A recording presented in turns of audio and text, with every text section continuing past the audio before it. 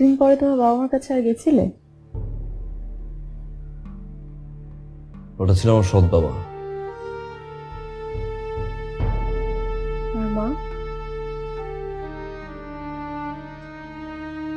কয়েক বছর পরেই মারা যায়।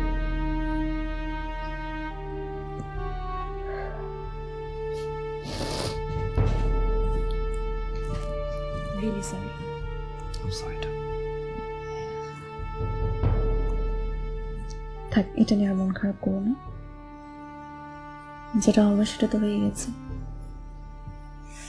তা মিস্টার মাফিয়া, আপনার এরকম আরো কোনো গল্প আছে যেটা আমি জানি না?